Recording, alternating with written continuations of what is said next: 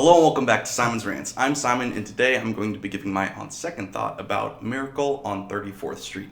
Now, if you haven't seen this one or the remake, you should go watch one of those and then come back because I'm going to be spoiling the entirety of this plot. Now, like I just mentioned, this one's the 1947 one. It was remade in 1994, but I'm talking about the original one. This one was written and directed by George Seaton and starring Edmund Gwenn. Gwenn is absolutely the best Santa I think I've ever seen in any movie ever. He might not be the typical Santa that you think of, and he's not like a big jolly guy. He is very small. Like, he's shorter than pretty much everybody in this movie, except for the little girl.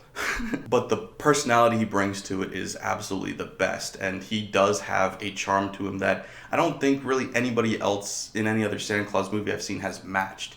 He has a joy about him that what he's doing is what he cares about. He's not just pretending to be Santa Claus, or he's not just doing something Santa Claus-y, he's living it, and it feels like that with this character. So in case you don't know, the plot of this movie is in 1947, there's this Macy's Day Parade happening on Thanksgiving, but the Santa Claus that they have for the parade is drunk on the job, and they need a new Santa Claus quick. Now, it just so happens that the real Santa Claus, maybe, is in the crowd, and he sees what's happening, and he takes over as a Santa Claus. He then gets hired on full time by Macy's, and ends up kind of throwing everything on its ear by actually telling kids at the store and their parents to go to different stores who are selling the same toys for cheaper. But this ends up being a great marketing scheme for Macy's, as now everybody loves them and thinks that they have the holiday spirit. But some people don't like this Santa Claus and try to get him kicked out and try to accuse him of being insane, so then he ends up actually going to court to prove that he's Santa Claus. Now, that kind of sounds like it would be silly, because when you think about holiday movies in general and Christmas movies, they're not courtroom movies. They're silly, they're over the top, they're fantastical movies. This one takes itself seriously, and the courtroom scenes in this movie, not saying they're the best courtroom dramas of all time, but they're legitimate courtroom movie scenes, and they're really well done. The extent they go to prove that he's actually Santa would work in a modern day court. This was really well done. And that's one of the biggest problems with the remake, is the way that they handle it in the remake is not that good. However, there's some things in the remake that are better. I wouldn't say that the movie in its entirety is, but little moments like in the remake, Santa never hits anybody. He almost does but doesn't. In this one, he actually does. Now, it's kind of like a playful tap, but still, it's like, why would Santa smack a guy on the head?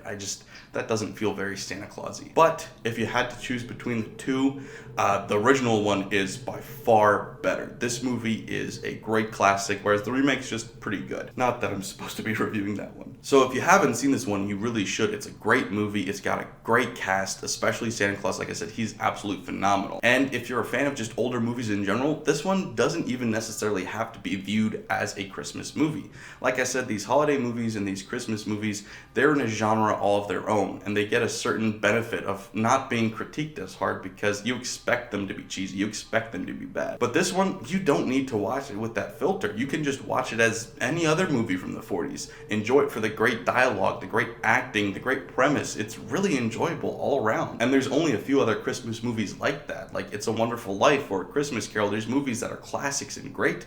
This one is up there with those. And another great thing that I love about this movie is it never explicitly tells you if he's Santa Claus or not. It really strongly hints that he is, but in reality, he could just be a crazy guy who thinks he's Santa Claus.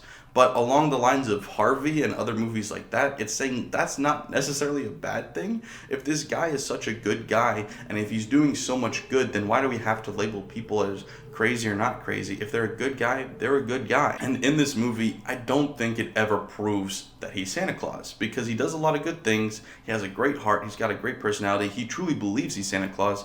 But he never does anything necessarily magical throughout this movie. He buys somebody a house, which is a big deal, but I mean, a lot of people can do that. Not everybody can afford buying somebody a house randomly, but even in this, he seems a bit skeptical of doing it at first, which could be taken multiple ways. Maybe he honestly doesn't think a kid needs a house, but at the same time, maybe he's just weighing the odds of, do I really want to spend money on a house right now? He gets proved to be Santa in the court, but there is kind of a loophole in how that happened. The common perception in New York at the time is what led them to saying that he is Santa Claus. So that was the people's perception, not necessarily reality. So there's a lot about this movie that he may not have actually been Santa Claus, but did he need to be? I don't know. He was Santa Claus to everybody in New York, and he's Santa Claus to me. So this movie is extremely well written. The dialogue is great. The acting is all great, as most movies back then were.